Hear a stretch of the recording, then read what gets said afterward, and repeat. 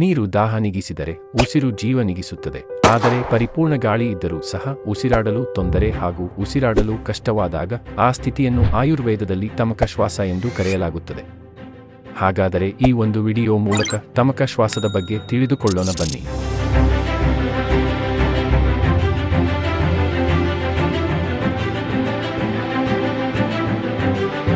ಆಧುನಿಕ ವಿಜ್ಞಾನದಲ್ಲಿ ಅಸ್ತಮಾ ಎಂದು ನಿರೂಪಗೊಂಡಿದ್ದು ಶ್ವಾಸ ರೋಗದಲ್ಲಿ ಒಂದೆಂದು ಹೇಳಲಾಗಿದೆ.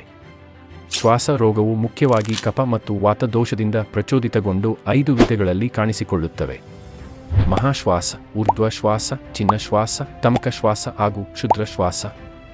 ಮೊದಲ 3 ವಿಧಗಳು ಚಿಕಿತ್ಸೆಗೆ ಅಸಾಧ್ಯವಾಗಿದ್ದು ಕ್ಷುದ್ರ ಹಾಗೂ ತಮಕ ಶ್ವಾಸವನ್ನು ಚಿಕಿತ್ಸೆಯ ಮೂಲಕ ನಿಭಾಯಿಸಬಹುದಾಗಿದೆ.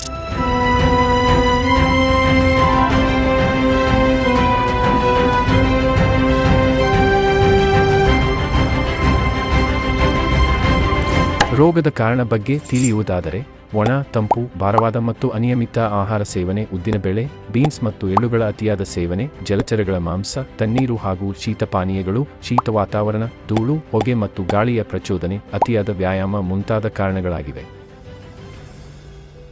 ರೋಗದ ಲಕ್ಷಣಗಳ ಬಗ್ಗೆ ತಿಳಿಯುವುದಾದರೆ, ಉಬ್ಬಸ, ಎದೆಯ ಬಿಗಿತ, ಉಸಿರಾಟದ ತೊಂದರೆ, ಕೆಮ್ಮು ಮತ್ತು ಚಂಚಲತೆ ಪ್ರಮುಖ ಲಕ್ಷಣಗಳಾಗಿವೆ.